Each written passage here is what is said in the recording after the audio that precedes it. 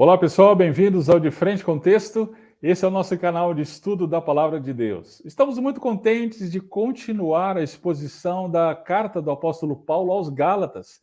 Já temos duas pregações, dois estudos publicados em nosso canal. Gálatas capítulo 1, verso 1 até o verso 5, a saudação da carta. O verso 6 até o verso 9 na semana passada. Se você perdeu então esses estudos, você pode verificar aqui no nosso canal. E hoje nós vamos trabalhar o capítulo 1, verso 10 até o verso 24. Uma pergunta para começar aqui a nossa reflexão. O quanto você tem se esforçado para agradar a Deus? Eu conheço pessoas que vivem como se Deus não existisse. Mas também conheço outras pessoas que são totalmente zelosas em sua religião, em sua crença. Fazem orações regulares, longos jejuns, dão o dízimo, participam regularmente dos cultos de sua igreja e programações diversas, se esforçam para viver uma vida moral e ética que seja incontaminável. No texto que nós estudaremos hoje, nós vamos ver que Paulo diz que ele era um dos mais esforçados do judaísmo da sua época. Ele disse que era extremamente zeloso das tradições que recebeu dos seus pais. Isso significa que, se você se considera zeloso em sua religião, pode ter certeza, Paulo era muito mais. Entretanto, as Escrituras nos dizem que não é o zelo religioso que nos torna agradáveis, aceitáveis a Deus. Como assim? Sim, a Escritura afirma que nada que fazemos para Deus pode nos trazer a bênção dele para nós. Assim, você pode até ser um Michael Phelps e ser o nadador mais rápido do mundo, mas jamais conseguirá atravessar o Oceano Atlântico do Brasil até a África. É até mesmo ilógico pensar nisso. Por que será então que nós pensamos assim em relação a Deus, que nós temos capacidade em nós, por meio do nosso esforço, de nos achegarmos a Deus? Vamos lá, esse texto vai responder isso para a gente. Vem comigo. Vamos para o texto. Agora, antes de irmos, quero lembrá-lo de deixar o seu like, se inscrever no nosso canal, se ainda não se inscreveu, deixar os seus comentários. Isso ajuda a fomentar o nosso canal e, com isso, levar a palavra de Deus àqueles que ainda não a têm. Que Deus continue abençoando o seu estudo e vamos para o texto. Gálatas capítulo 1, verso 10 a 24. A versão que eu estou usando é a Almeida Corrigida Fiel. Diz assim: porque persuado eu agora a homens ou a Deus? Ou procuro agradar a homens? Porque se estivesse ainda agradando aos homens, não seria servo de Cristo. Mas faço-vos saber, irmãos, que o evangelho que por mim foi anunciado não é segundo os homens, porque não o recebi nem aprendi de homem algum, mas pela revelação de Jesus Cristo. Porque já ouvistes qual foi antigamente a minha conduta no judaísmo, como sobremaneira persegui a igreja de Deus e a assolava. E na minha nação excedi em judaísmo a muitos da minha idade, sendo extremamente zeloso das tradições de meus pais. Mas, quando aprove a Deus que desde o ventre de minha mãe me separou e me chamou pela sua graça, revelasse o Filho em mim para que o pregasse entre os gentios, imediatamente não consultei a carne nem o sangue, nem tornei a Jerusalém a ter com os que já antes de mim eram apóstolos, mas parti para a Arábia e voltei outra vez a Damasco. Depois, passados 3 anos, fui a Jerusalém para ver a Pedro, e fiquei com ele 15 dias. E não vi a nenhum outro dos apóstolos, senão a Tiago, irmão do Senhor. Ora, acerca do que vos escrevo, eis que diante de Deus testifico que não minto.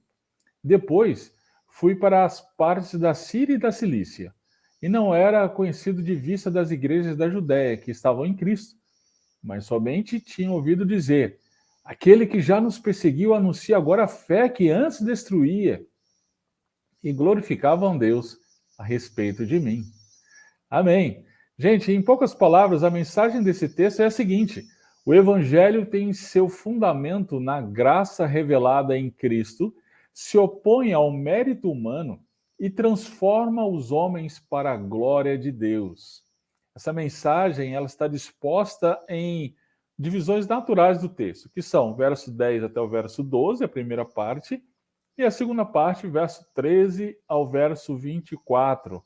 Vamos começar então pela primeira parte, verso 10 até o verso 12, onde a gente vai ver que o evangelho pregado por Paulo é o verdadeiro, porque tem seu fundamento na graça revelada em Cristo. Vamos organizar aqui na tela para a gente visualizar melhor. Gente, perceba que Paulo ele começa esse texto com uma conjunção explicativa. Por quê? Isso significa que ele se coloca a explicar o que acabou de afirmar. E o que foi? Vamos nos lembrar do que nós estudamos na semana passada, Gálatas, capítulo 1, versos 6 a 9. Nesse texto nós vimos que Paulo, ele afirma que abandonar o evangelho de Cristo por outro é um absurdo. Você está lembrado disso, né? É um absurdo ainda que respaldado por homens ou experiências místicas, e os pregadores desse outro evangelho são malditos. Muito bem. Sendo assim, ele vai apresentar agora as razões de dizer o que acabou de dizer. Vamos ver. Veja que aqui no verso 10, após o porquê, Paulo faz duas perguntas. Persuado eu agora a homens ou a Deus? Procuro agradar a homens? Essas perguntas são sinônimas, olha aí o ou, né? Para enfatizar uma questão. A questão era: o evangelho pregado por Paulo é o verdadeiro?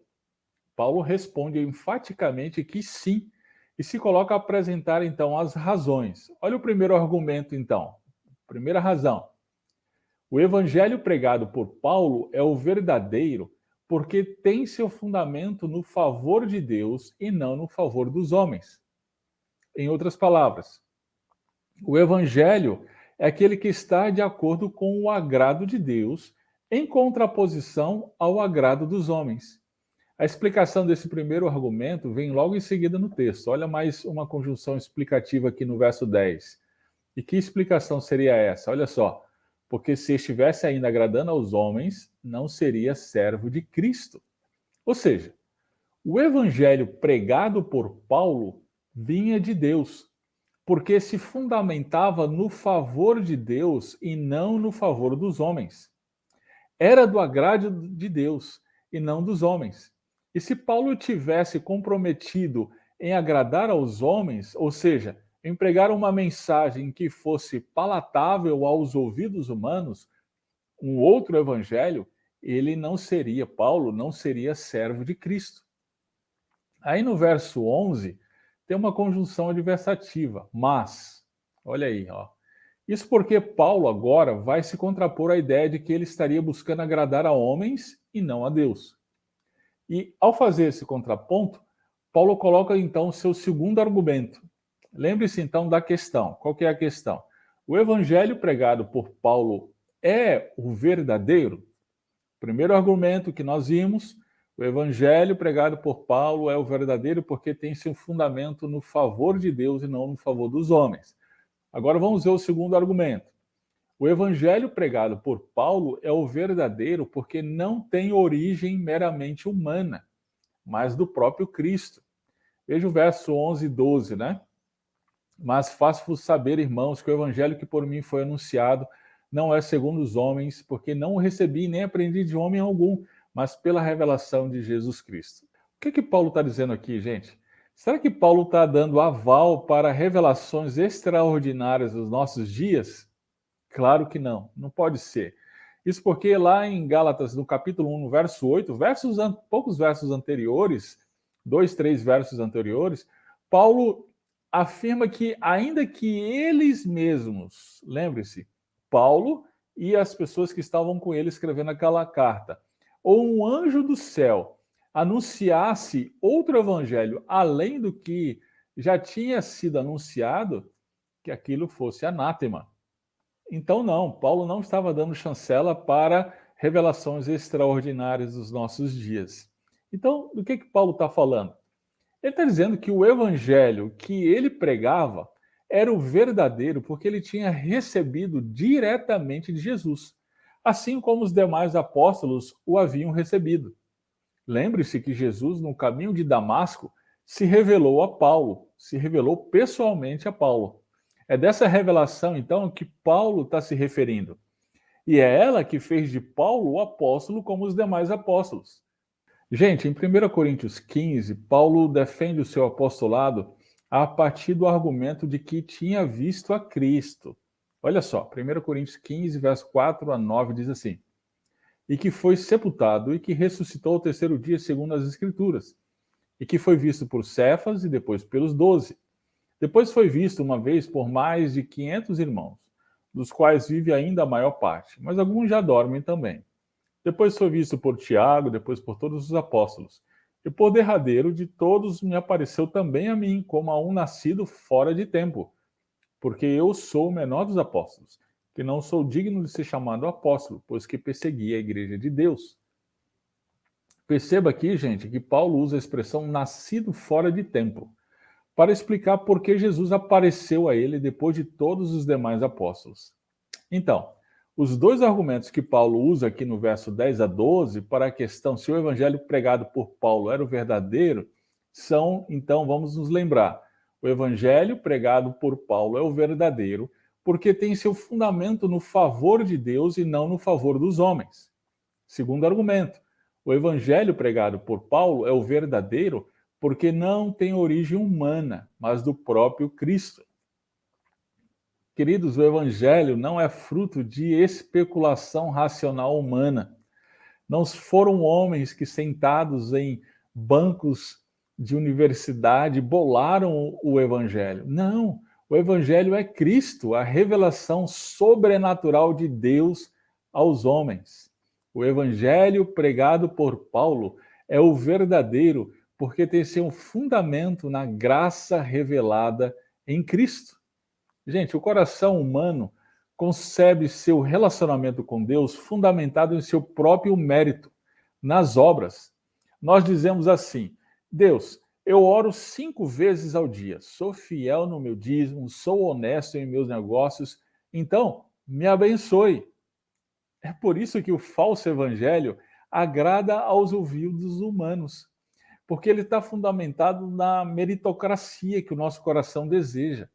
É por isso que existem tantas igrejas evangélicas esbarrotadas de gente, porque elas pregam o evangelho que as pessoas querem ouvir. Dê tudo o que você tem e Deus vai te abençoar. Esse é o outro evangelho que Paulo se refere em Gálatas 1. Seja honesto, seja um cara legal e Deus dirá para você: muito bem, meu filho. Gente, por mais atraente que seja esse discurso, ele é o discurso do falso evangelho, do outro evangelho. Por outro lado, o evangelho de Cristo ofende os ouvidos humanos. É por isso que ele é escândalo, porque ele diz: por melhor que você seja ou faça, você é desesperadamente corrupto diante do Deus que é totalmente santo. Somente a graça revelada em Cristo pode salvá-lo da condenação que justamente lhe está destinada. O Evangelho de Cristo nos humilha e dá glória somente a Deus. Agora, Paulo, na sequência do texto, vai dizer que o Evangelho verdadeiro que era pregado por ele não era fruto de sua especulação, não era uma invenção da cabeça de Paulo, porque ele mesmo, Paulo, foi alcançado e transformado por este Evangelho. Vamos ver, verso 13 até o verso 24. Essa é a segunda parte do nosso texto, e aqui Paulo vai dizer o seguinte: o zelo religioso não salva, apenas a vontade graciosa de Deus, revelada por meio do único Evangelho de Cristo. Nós vamos ver. Essa aqui é uma parte um pouco longa, gente. Mas para a gente entender melhor a argumentação de Paulo, nós vamos pensar em seções menores, ok? Então, as duas seções menores dessa segunda parte do texto é o verso 13 e 14 e o verso 15 a 24, ok? Nesse verso 13 e 14 aqui, Paulo ele afirma que o zelo religioso não salva, apenas a vontade graciosa de Deus. Vamos entender isso aqui melhor. Olha só, Perceba que Paulo apresenta o seu currículo aqui, no verso 13 e 14. É bem interessante, né? Porque já ouvistes qual foi antigamente a minha conduta no judaísmo, como sobremaneira persegui a igreja de Deus e a assolava. E na minha nação excedia em judaísmo a muitos da minha idade, sendo extremamente zeloso das tradições de meus pais. Paulo fala a mesma coisa lá em Filipenses 3, depois você dá uma olhada lá. Por que Paulo fala isso aqui? Por que Paulo dá o currículo dele aqui? Lembre-se que os judaizantes afirmavam que a bênção, o favor de Deus, a salvação, vem por meio da fé em Jesus, mas também do esforço humano. Sendo assim, Paulo diz que não pode ser. Se alguém poderia dizer que era esforçado, esse alguém era ele. Veja que ele fala de sua conduta no judaísmo. Ele era um religioso tão fervoroso que chegou até mesmo a perseguir a igreja de Deus. Isso é interessante, né? Isso nos leva a entender que em nosso zelo religioso podemos fazer coisas para Deus que Deus jamais quis que fizéssemos.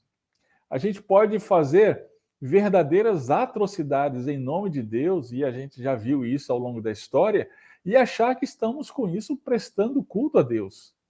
Agora veja também, gente, que Paulo afirma que esse fervor religioso dele fez com que ele fosse mais judeu do que muitos judeus. Ele era um homem zeloso das tradições herdadas de seus pais.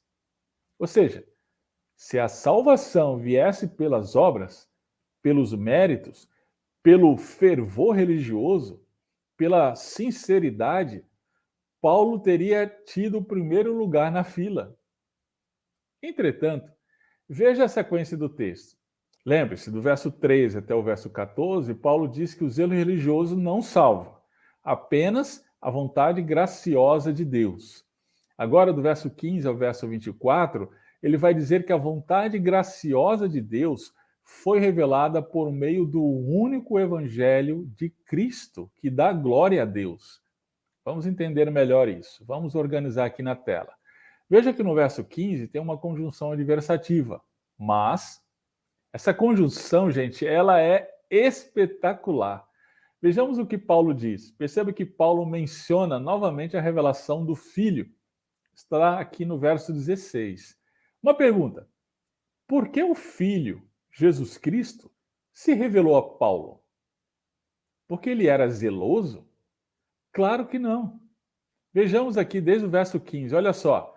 Primeiro, porque aprove a Deus. Segundo, porque desde o ventre da mãe tinha separado a Paulo, ou seja, Paulo ainda não tinha feito nenhuma obra para merecer qualquer coisa. Então, finalmente, porque chamou Paulo pela sua graça. E qual foi o propósito? Olha a continuação do verso 16. Para que o pregasse entre os gentios. Ou seja, o evangelho de Cristo foi revelado ao mais zeloso dos judeus para mostrar aos gentios que tanto judeus quanto gentios precisam da salvação que somente a graça de Deus revelada em Cristo pode nos trazer. Gente, a sinceridade e o zelo religioso jamais podem nos salvar. Apenas a vontade graciosa de Deus, revelada por meio de Jesus Cristo, pode nos redimir dos nossos pecados. E aí talvez você me pergunte, Nelson, isso não é calvinismo? E eu respondo, não, de forma nenhuma. Isso é evangelho. Meu caro, infelizmente, muitas igrejas não estão mais habituadas com o evangelho. E quando ouvem o evangelho, o confundem com algum sistema teológico específico, com alguma tradição teológica. E se o que eles ouvem não está de acordo com a sua própria tradição, então logo o rechaçam. Querido, se Calvino entendeu a partir das Escrituras o verdadeiro evangelho, amém. Queridos, o evangelho não é calvinismo, não é luteranismo, não é arminianismo, não é qualquer sistema teológico específico. Se Calvino, se Lutero, se Zwinglio foram transformados pelo evangelho e pregaram com fidelidade o evangelho, então eu estou com eles. eu digo amém. Qualquer um que levante a sua voz e brade sola Christus, eu digo amém. Estamos juntos. Muito bem, lembre-se que estamos na segunda parte do nosso texto. A segunda parte é o verso 13 até o verso 24. Mas estamos vendo que nessa segunda parte tem duas sessões menores, verso 13 e 14 e verso 15 até o verso 24. Nessa segunda sessão, o verso 16 até parte B, até o verso 24, Paulo vai argumentar sobre o que ele está dizendo. Ele faz questão de dizer que teve pouco contato com os demais apóstolos. Veja, olha só, verso 16b, ele vai dizer que não consultou carne ou sangue, ou seja, ninguém dos apóstolos. Depois, no verso 17, ele não foi a Jerusalém para ter com os que já antes dele eram apóstolos, mas foi para a Arábia e depois voltou outra vez a Damasco. No verso 18, ele diz que passados 3 anos foi a Jerusalém para ver a Pedro e ficou com ele 15 dias apenas. E no verso 19, não viu a nenhum outro dos apóstolos, senão a Tiago, irmão do Senhor. Em seguida, no verso 20, Paulo faz questão de dizer que diante de Deus testificava que não estava mentindo. E aí, logo em seguida, no verso 21, foi para as partes da Síria e da Cilícia. No verso 22, ele diz que não era conhecido de vista das igrejas da Judéia que estavam em Cristo. Por que Paulo está dizendo essas coisas aqui? Por que ele dá esse pequeno relatório? Lembre-se que eu mencionei que a acusação dos judaizantes é que a mensagem de Paulo era particular dele e não estava de acordo com a mensagem pregada pelos demais apóstolos.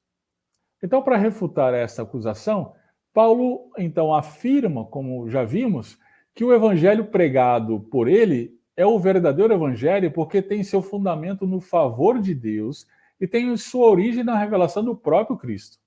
Essa revelação da pessoa de Cristo a Paulo lhe comunicou o verdadeiro evangelho. Bem, uma vez que foi a revelação de Cristo que comunicou o verdadeiro evangelho para Paulo, então Paulo se coloca a demonstrar que nem sequer teve contato razoável com os demais apóstolos. Ou seja, em outras palavras, embora Paulo, em dado momento, não tenha tido contato razoável com os demais apóstolos, sua mensagem era a mesma da deles.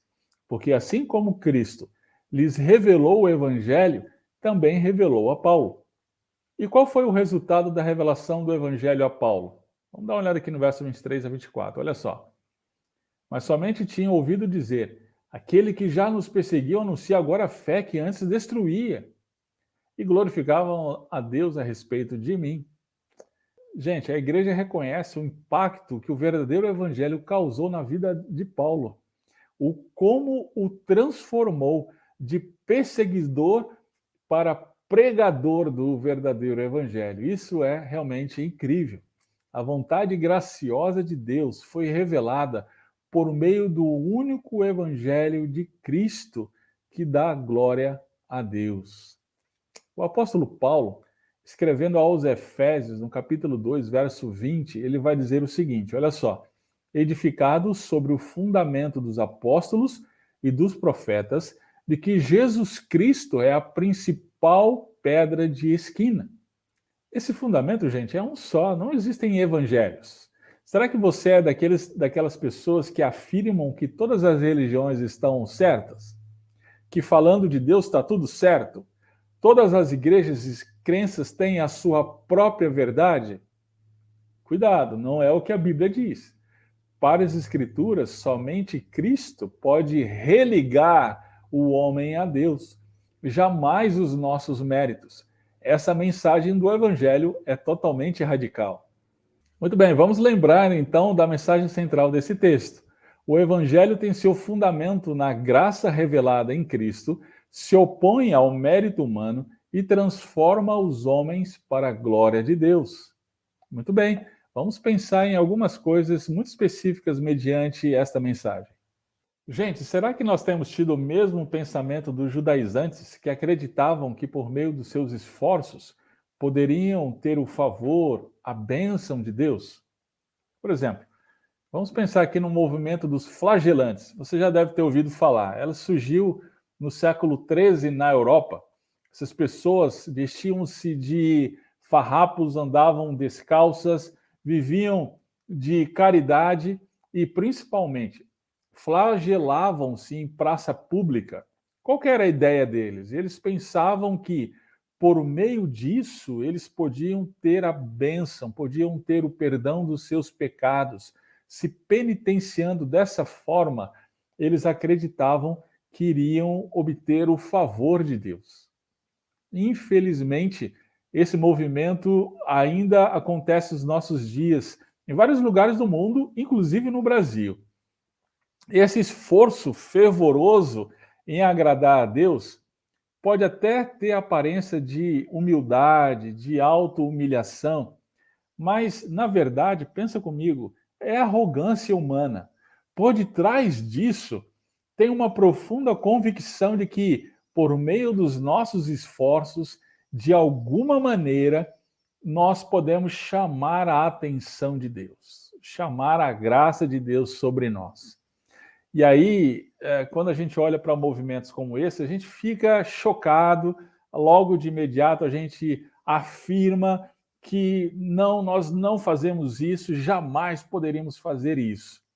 Mas, ok, joia, mas mesmo não fazendo desta forma, será que não temos a mesma forma de pensar dessas pessoas? Será que não reproduzimos no nosso dia a dia aí o pensamento teológico dessas pessoas? Por exemplo, a oração de madrugada ou orar no monte. A gente acredita que fazendo isso a gente vai trazer algum tipo de favorecimento especial de Deus? Um outro exemplo, a abstinência de algum alimento, o jejum. Será que a gente acredita que de alguma forma, por meio disso, Deus vai estar mais favorecido a nós, a gente vai se aproximar mais de Deus quando a gente faz aquele voto, né? 1 ano sem Coca-Cola. Será que nós acreditamos que por meio disso nós vamos nos achegar mais a Deus? Dar donativos, um outro exemplo, né, para pessoas que passam necessidades, ou mesmo ser honesto no trabalho, ser o melhor marido ou esposa. Será que nós acreditamos que essas coisas nos farão ter a bênção de Deus? Realmente acreditamos que tudo isso, de alguma forma, fará com que Deus seja favorável a nós? Afinal, nós dizemos, né? Nós podemos até não ser perfeitos, mas pelo menos somos esforçados. Será que pensamos assim? Bem, se pensamos, bem-vindo ao mundo dos judaizantes. Esse era o pensamento que Paulo combateu veementemente. Gente, a sinceridade e o zelo, o fervor religioso não salvam, não trazem a bênção de Deus. Apenas a vontade graciosa de Deus em revelar seu Filho Jesus Cristo a quem Ele quiser. O entendimento que temos a bênção de Deus por conta exclusivamente dos méritos de Cristo e jamais por meio dos esforços muda tudo em nossa vida. Muda nossas relações pessoais, muda a nossa família, inclusive a nossa pedagogia, a nossa educação dos nossos filhos. Eles passam a ser educados não por meio de um terrorismo, de um comportamento imposto que devem ter, baseado na visão de que devem se esforçar para agradar a Deus. Não. Eles são continuamente apresentados ao seu próprio fracasso, que é inevitável, de agradar a Deus, a um Deus que é totalmente santo. E a eles, então, é continuamente apresentado o conforto que só o Evangelho pode dar. A nossa alma cansada e sobrecarregado encontra descanso somente na confiança no sacrifício de Jesus Cristo. E aí talvez você esteja pensando, peraí, Nelson, isso aí pode levar à libertinagem. Ok, pensa comigo uma questão. Imagina que hoje exista uma vacina totalmente eficaz contra o Covid-19. Por outro lado, a ciência chegou à conclusão que o lockdown é totalmente ineficaz. Essa é a questão, gente, que nós estamos tratando. Nós preferimos o lockdown espiritual, ou seja, as obras.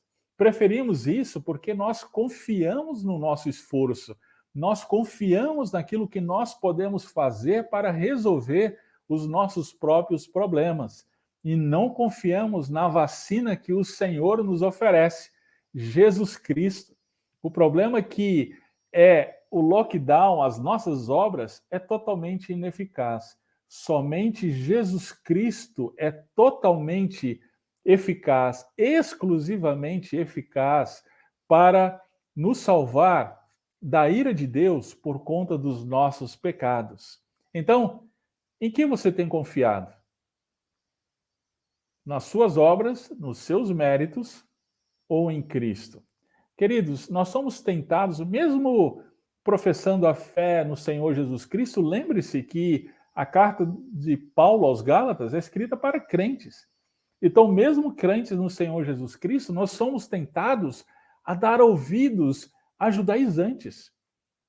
Nós somos tentados o tempo inteiro a deixar a nossa fé em Jesus de lado e tentar em alguma forma, nos esforçar para obter o favor de Deus. Eu quero te encorajar, querido, nesse momento, a confiar exclusivamente em Cristo. Essa é a questão.